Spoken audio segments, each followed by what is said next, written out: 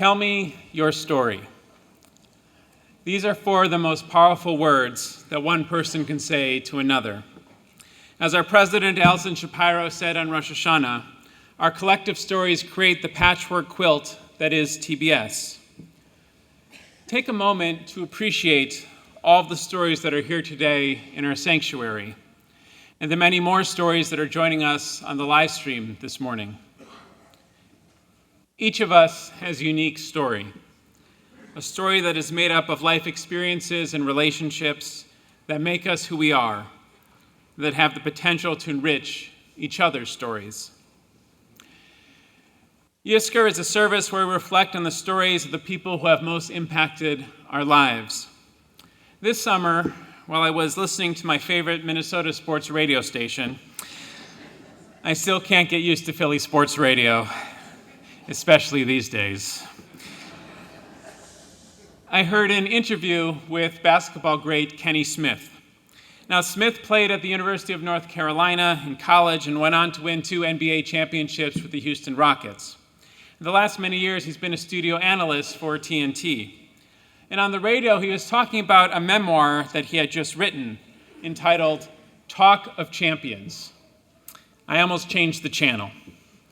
Here's another sports star who published another self-aggrandizing book. Big deal. But then he shared the book's subtitle, Stories of the People Who Made Me. That caught my attention. Kenny Smith had written a memoir unlike any other I had encountered. Instead of writing his own biography, he chose to devote one chapter to each person in his life who had influenced him, someone who had impacted his story. Listen to how he describes it.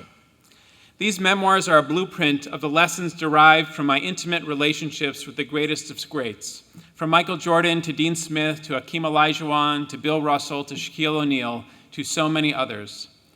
I am a product of the people who formed me, and now I want to share their wisdom. Smith goes on to share the stories of people, past and present, who influenced him, coaches, teammates, family, and friends who made him into the person he is today. Each of us is a product of the people who impacted us over the course of our lives. Our mothers and our fathers, brothers and sisters, children, friends, and community members. And Yizkor is a time for us to pause and remember those whom we miss terribly, but whose presence we still feel throughout the year. On birthdays and anniversaries, family simchas, and holidays like this one, where we can almost feel them sitting next to us or see them at the dining room table. Today we recall the people who no longer walk this earth, but whose stories continue in our own stories. Today we remember the stories of the people who made us. Who are the people who made you? Who are the people whose stories that you recall today? Certainly, dear family members, but I imagine that we all have teachers and mentors who also impacted us, people who have influenced our own biographies, and who helped make us the people we are today. They might even be people we never knew. Our Machzor is full of stories of people who have made us the strong Jewish individuals we are today. Though we often think of it as a script for the service, our prayer book is more like a scrapbook. It contains stories and prayers about the people who define us.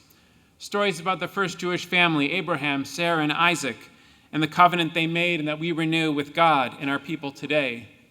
Stories about the prophets like Jeremiah, Isaiah, and Jonah that teach us about our responsibility to uphold our values.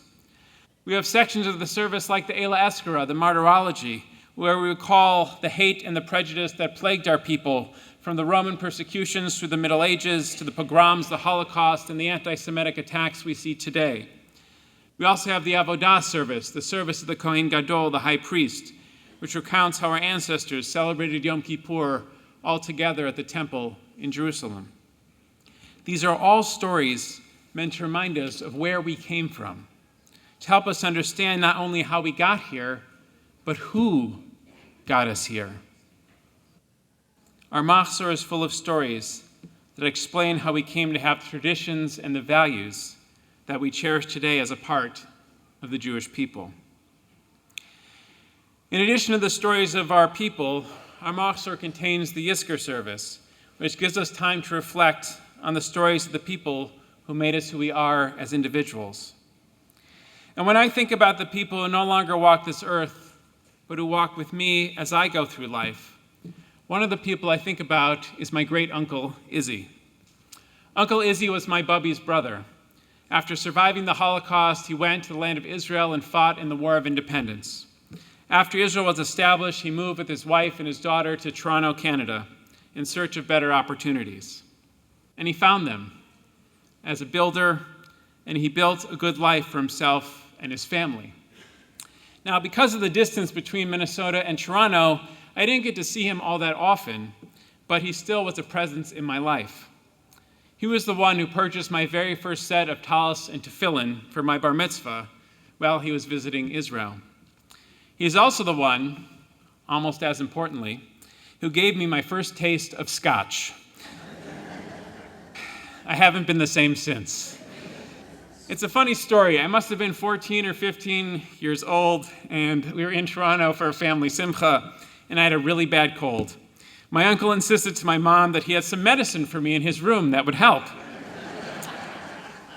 So he brought me up to his room and took out what I'm sure was a very good bottle of scotch.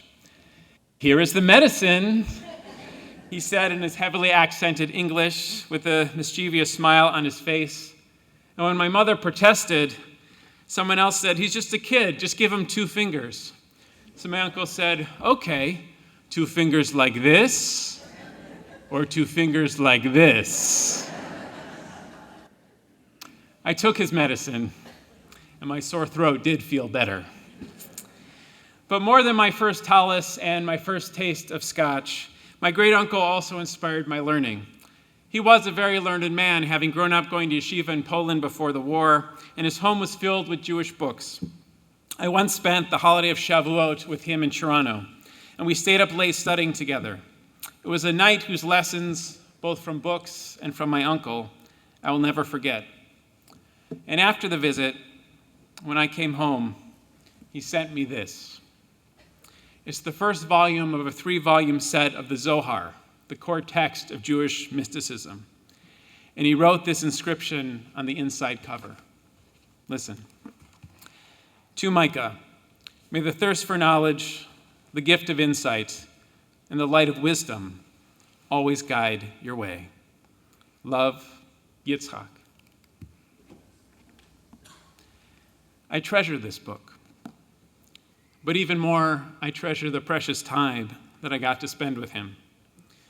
My great-uncle Izzy's story is now a part of my story. He is one of the people who made me who I am today. Did you have an uncle like that? Or an aunt, a grandparent, or a teacher who encouraged you and guided you and helped you grow? Who are the people whose stories made you? Whose stories are you thinking about today? Sometimes there are people who impact us in ways we don't expect. And one of those people in the chapters of Kenny Smith's book was Kobe Bryant, who of course died tragically with his daughter Gianna in a helicopter crash in January of 2020. You might think that Smith recalls Kobe's Hall of Fame career and shares what he learned from him about basketball. Smith mentions that, but what he really says is that he learned from Kobe is about how to be a father. You see, Kobe had 4 daughters, and he loved being a girl dad. He once told a reporter that he would have 5 more if his wife would let him.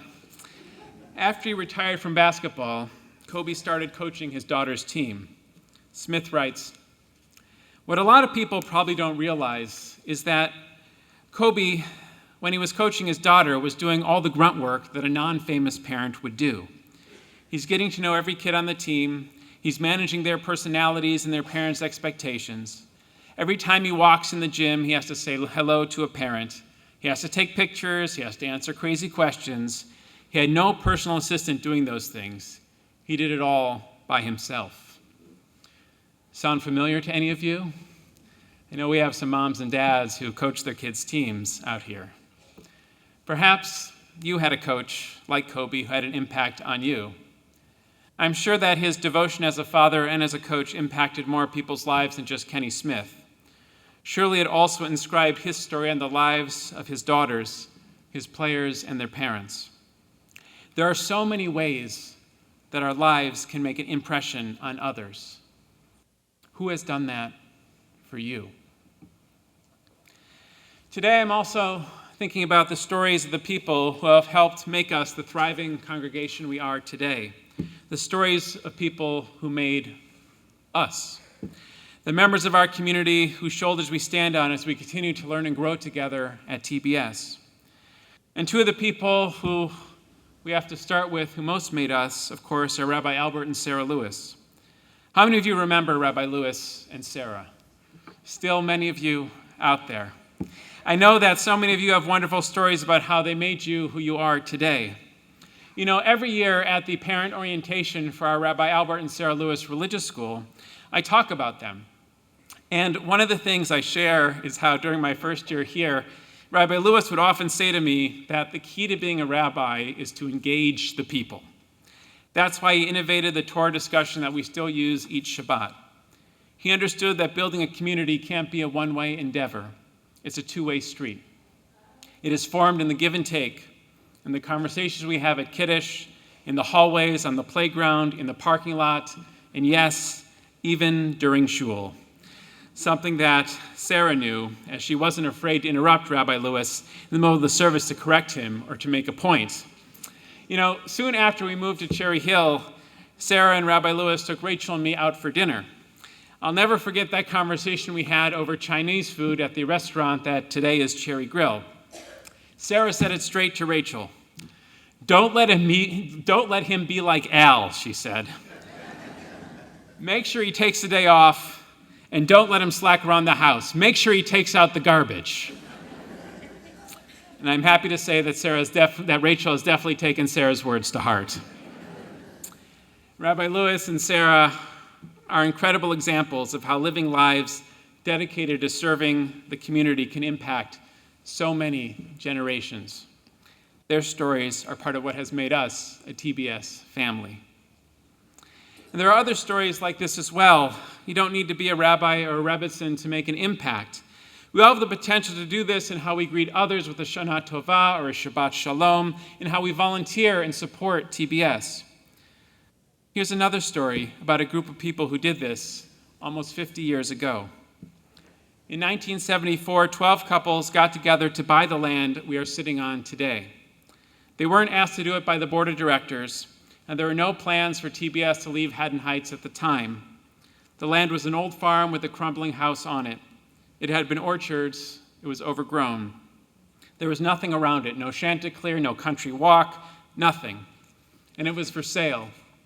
6.7 acres for $85,000. Yeah, don't you wish you would have been there too?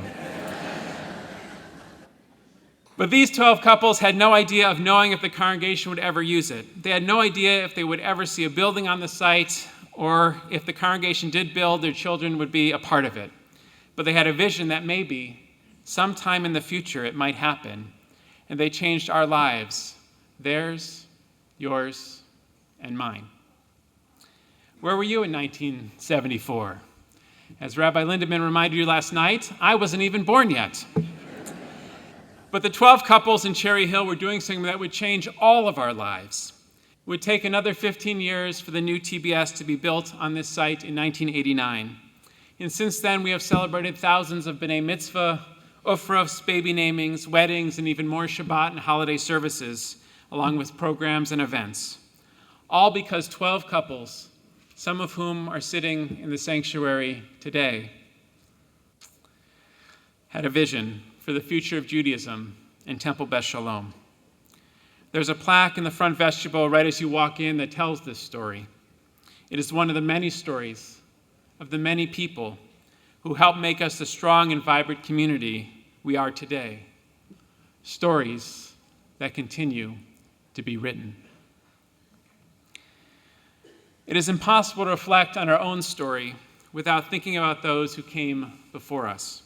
Their lessons, their love, and their example are what helped us make us who we are today. Our stories are forever linked with our parents, our siblings, our children, our teachers, our coaches, our family members, and our friends. And our stories have the power to impact our own children, grandchildren, and community. This summer, Rachel and I stopped over in Greece on our way home from Israel. And when we toured Athens, there was one ancient site that particularly moved me. It was the ruins of the great philosopher Plato's school. What struck me most was the path that led to the school, the path that students would walk on every day. On either side of it were buried prominent Athenians, statesmen, warriors, and philosophers. Each day as students walked to school, they walked past the graves of the people who had made their city one of the most important in the ancient world, a city whose influence is still felt in our world today. How do you think those students felt when they walked down that path? Intimidated?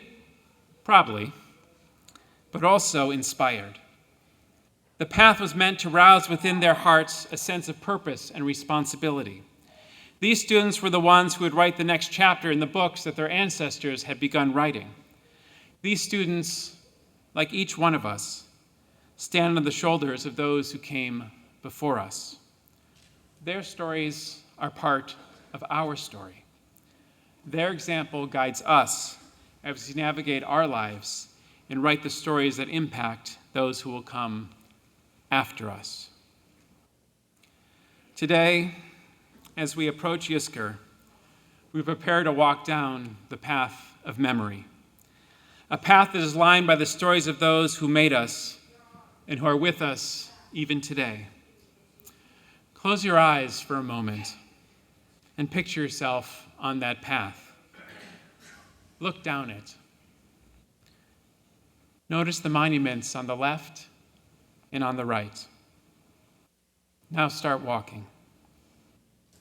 Pause at the first marker. Whose story does it tell? How has that story become part of your story?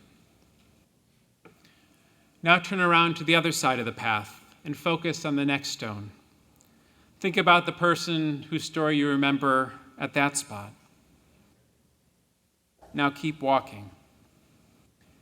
See the markers of the inspiring role models who you try to emulate in the kitchen and in the office, at shul and in the community.